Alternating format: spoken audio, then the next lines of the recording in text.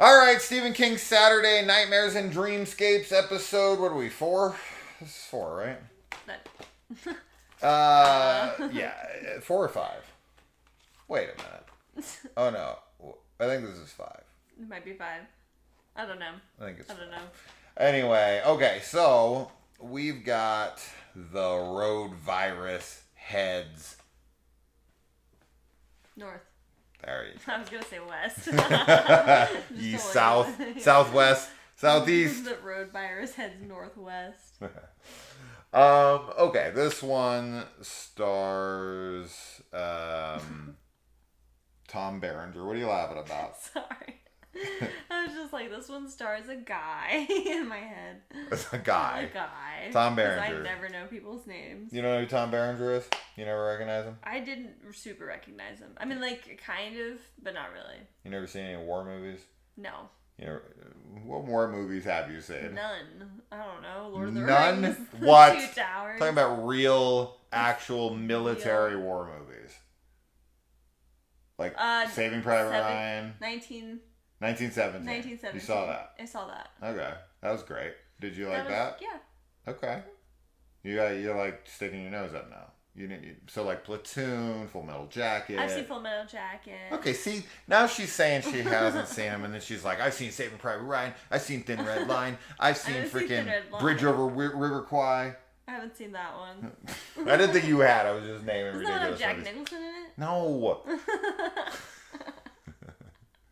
This is ridiculous. Okay. This is ridiculous. Anyway. We're going to show you some really classic ones, eventually. Black Hawk Down, Hacksaw Ridge. We got to show you the really good ones. We Were Soldiers. Anything with Mel Gibson pretty much rules. Okay. All right. So, so Stephen King, he takes a break from his usual, typical go-tos here. Is he? And he covers a writer. Wow. Which this is a totally new swing for him. Never been done before. I'm glad that he's being reflective, self-reflective here, self-referential, and finally covering a writer. Finally. He never does it. And this writer, okay, let's say he does make stuff about writers. I don't know. It's possible. But none of those writers are ever from Maine. No. And they're never heading to Derry. That's never happened before. No. This is the first. Yeah. Okay, so he's tropey. He's got a few.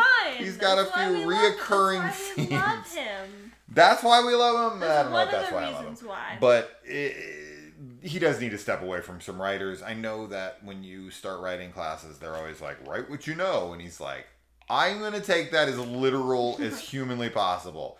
A guy named Stephen King. You might as well name his fucking character Stephen King, bro. I'm telling you.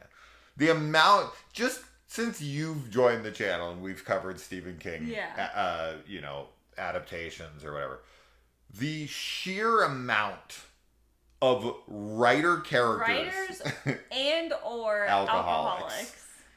It's incredible. It literally is in almost every single adaptation that we watch. Even though this is the first in this. Umney's last case was about a writer too. Shit. I was going to say just this one. No. But nope. We've already had 2 out of the 5. That's like 50% almost. Yeah. That's like half of these already is about writers. He does writers a lot. He does. But yeah, I'm just thinking of all the projects. Whether it's Tommyknockers or whatever. It's incredible how many writers that we've covered now. Yeah. In this. Dark Half, whatever, since you've been here. Sure, yeah. And how few. Or English teachers even. Well, I guess they're they're like writing teachers. Yeah, exactly. Right, but they're writers at their heart of things, yeah. Jesus, man. It's ridiculous how many there are. Okay. So this writer who essentially is supposed to be like Stephen King, he's a horror author and whatever. he in the beginning, I almost thought this was gonna go like a Sutter Kane route for Sutter King is what I was calling. Sutter King, yeah, I did too. I was totally thinking that's where it was gonna go for a little bit, mostly because like in the opening when he has all the fans around him and the guy's like super psycho and is like sign my back and they're like I thought you read Sutter King. Yeah, I thought it was gonna be like the fanaticism of his work has led people down a dark path that's gonna like have blowback on him. Right. I thought that too, but then as this went on, I realized I'd already seen it, so then I remembered what happened. But yeah, that is obviously not what happens in this. Yeah. But while watching this, I was really struck by this idea, and it's not the first time I've explored this in my mind, but like if I was to ever become famous for what I do, and you were to have these like level 5 psycho fanatics, that's just got to be super, not only surreal, but just kind of terrifying. Like, because on one hand, of course, you want to try your best to understand where they're coming from. These people are dedicated to you, right? They love you. They're obsessed with you. So like, you don't want to knock them too much because then it makes you seem like an ungrateful idiot who's like, oh, sorry, someone loves your work. But there's a line, right? There's the difference between somebody who's like really into your stuff and then Annie Wilkes from Misery. Right. Like there's obviously, there's got to be a balance to it. Of course, yeah. I mean, for a lot of people, obviously, they get super into something because it means a lot to them. You know, like they were in a dark place or, you know, whatever. It's like a way of connecting. So I think if I was like an author or, you know, some artist or whatever who created something that people fell in love with, I think ultimately I would be flattered by it and happy that I was like connecting with people. But like, as you said, when you have fans that are like Annie Wilkes level, that's the line that you don't cross because that's just like becoming a stalker and murderer. Which just makes it uncomfortable. Yeah. For sure. So there has to be balance. Yeah. There has to be a balance to it. So I think you got to try your best. But I don't know. I mean, at a certain point, when you become so famous and you're dealing with it day in and day out, that's got to be a hard one to navigate because, yes, you want to be respectful, but at the same time, people aren't. There's a lot of people who aren't. I remember watching this video. I just came across. I don't even know how I started watching it, but it was this Justin Bieber video where he was like trying to come home, and these girls were like out front of his place, and they were like trying to get a hug from him, and he just kept being like, "Listen, like this is my home. Like this is my place. Like you got to respect my space and my place." And they were just kind of like, and he's just like, "Cool," and they were like, "Okay, can we get a hug?" And he's like, "No." Yeah. No. And he's like, I'm trying not to be a dick. And don't get me wrong, Justin Bieber could be a little piece of shit.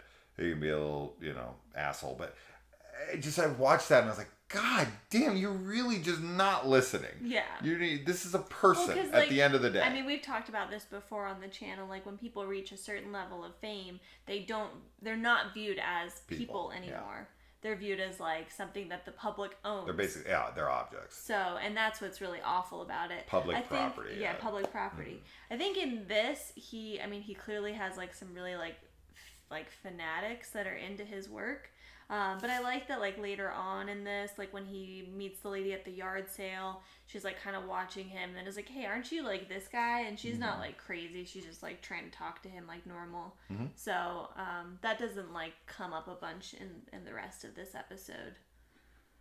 The question that would drive me the most insane if I was this guy is the like, where do you come up with all those scary ideas and how do you sleep at night? And oh my God, like, that would get so old to me. Yeah.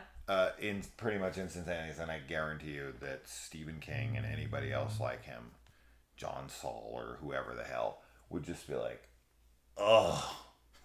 Yeah. It's just, you guys don't get it at all. But, it is what it is. I think with anything you do, any job you do, there's just a very basic understanding of things because we all have other jobs, we all have other interests and whatever. So we kind of have a very generalized knowledge of whatever it is you do. And when you are a hairdresser or whatever the hell, I'm a hairdresser, so I can speak for this one specifically. When you meet people and you tell them a hairdresser, you're gonna get the same like 3 responses, 100, like 99.9% of the time. Mm-hmm. So you just kind of get used to it, and writing is the same. It's just, you know, this is horror. It's gonna be like, whoa, my God, where do you come up with this crap? Yeah. Right. So I don't know, but it just getting asked the same question over and over and over again. It literally is like purgatory. Sure. It's just the hell of repetition. Yeah. Right, like they talk about in Storm of the Century. Speaking of Stephen King, okay. The when she tells the story, like talk about some. I don't know if she's trying to sell this painting or not. I don't know if she thinks because this is this writer who's into horror stuff that he would want to buy this, but she's like, he was on crack and he was freaking, you know, hung himself and blah blah like. Yeah. This is like the worst sales pitch for a painting I've ever seen, sure. Unless she's like talking to a fucking like Satanist or something. Like everybody else, like this is a cursed painting. Like I'm not gonna take this home. 100%. And he's like, all right, it's a cool painting. I actually really like the way it looks. Which version? There's like 4 versions. I like all of them, but the like the very first one that we see, I think it looks really. It's very ominous and like, you know, definitely fits with the tone. Mm-hmm. Mm. Yeah, I like it. I think I would be the target audience for the painting. If someone told me that, I would be like, get the fuck out of here.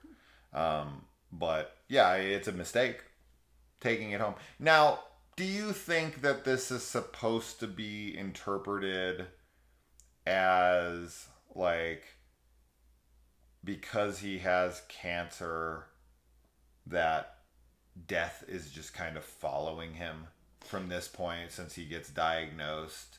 And do you think it's possible he kind of has a psychotic break because of his diagnosis and is the one harming his friends? Yes, I do think that's possible. Yeah. I think that you can definitely interpret it both ways. Yeah. I guess I kind of prefer the supernatural interpretation, I suppose, in this, but I think that it's definitely a metaphor for his cancer diagnosis. Although he doesn't really have the diagnosis. Nobody knows. Yet, but he's like, oh, something could happen because his mom and dad both died young. Correct. And everything. So I think that his looming mortality, of course, is something that's like terrifying him. Sure. And yeah, I mean, it's totally possible that he's the one that's going out like committing these crimes and like hurting people, but I really like the idea of the cursed painting. It's not a new one at all, or like a cursed object that you buy at a garage sale. Like that's definitely not new, but I'm a big fan of that kind of trope, and you know, somebody taking it home and it interacting with their life and messing it up. So in this case, I like the supernatural version. Mm-hmm.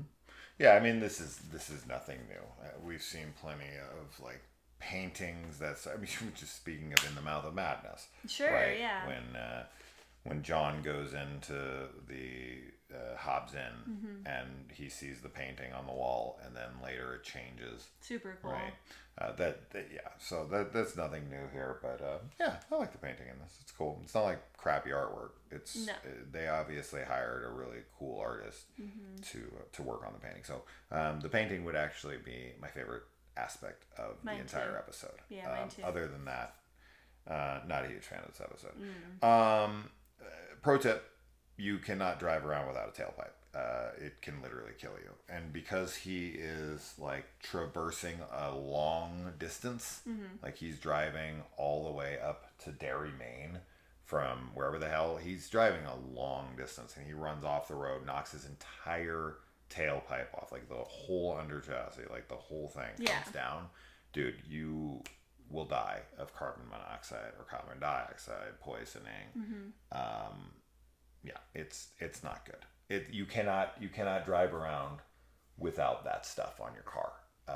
And unfortunately, when it comes to that kind of stuff, when it comes to carbon monoxide poisoning, it once you show signs, it's too late. It's you can't even save somebody. Yeah, you will just die. So don't drive around. Like if your tailpipe falls off, pull over immediately and shut off the car. Your car is not drivable. So when his tailpipe fell off, it could even be a thing. Like he's hallucinating. Oh sure, from the carbon, from the poisoning. Yeah. Maybe, yeah. Yeah. That's a good point. As always, dogs always know. Yes, they do. One of the tropes of tropes that's in every freaking second horror movie you watch is the cursed object you throw away and then it comes back to you. Yeah. Whether it's Annabelle or Chucky or whoever the hell.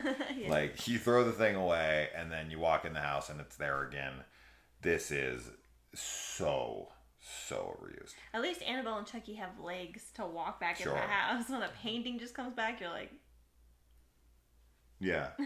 Sure. But it's, as I said, inanimate objects like paintings or whatever. Tons and tons of movies.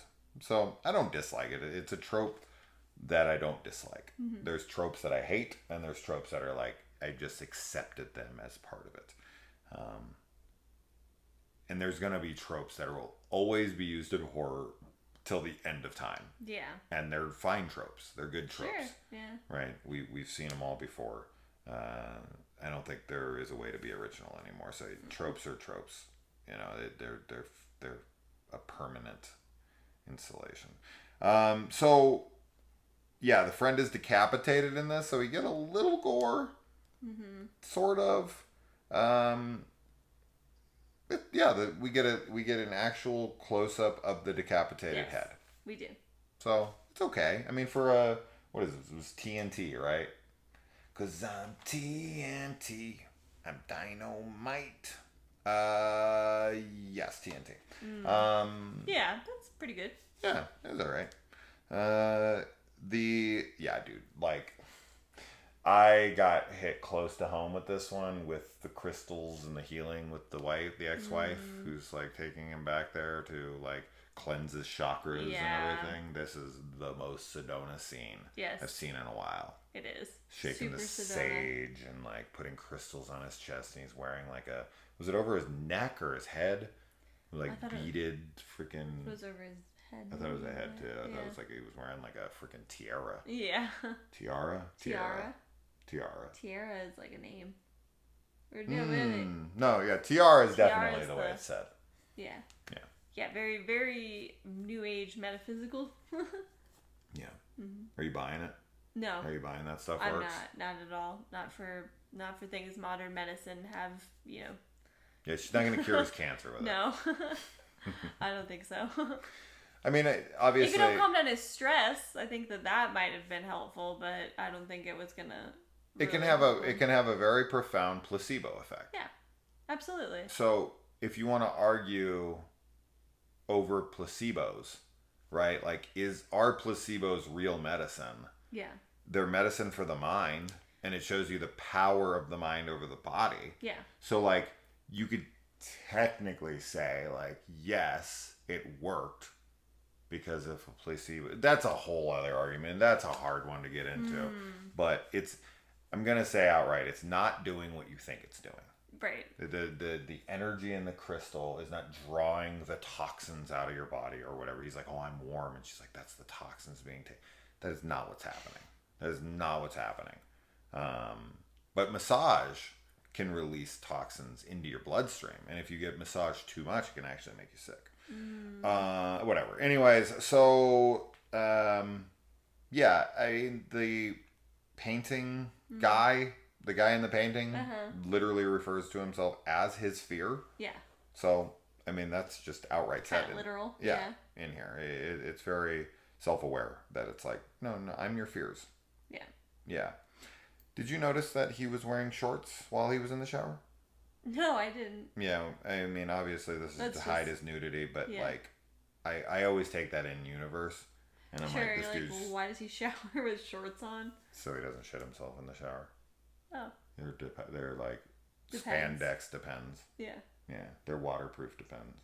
He doesn't want to clean up the shit. He has incontinence. He still has to clean it up. Yeah. Just not off of the shower floor. Correct. Although you would probably need to take the shower. Yes. After, so it wouldn't work. No. You should just let it go. Like Elsa says. Yeah. It would capture a lot of it though when you take it off and gross. then you just dispose of them. Really gross. It's a fun conversation. Yeah, it's not. He has a copy of Pet Sematary. Lil Nod. Lil Nod. He's reading Stephen King. He's a fan. And then like the guy's attacking him, and he's like, "Well, I guess I'm going outside." And then it just ends. I know. I don't know. I do not understand that ending. I think he just accepts his fate, right? It's like I can't run from fate. I can't run from death. Can't run from you, yeah. So like he's finally facing his fears. And look at the flowers, like my auntie told me to. Yeah, I mean, you could even say that that's him, like going for a checkup.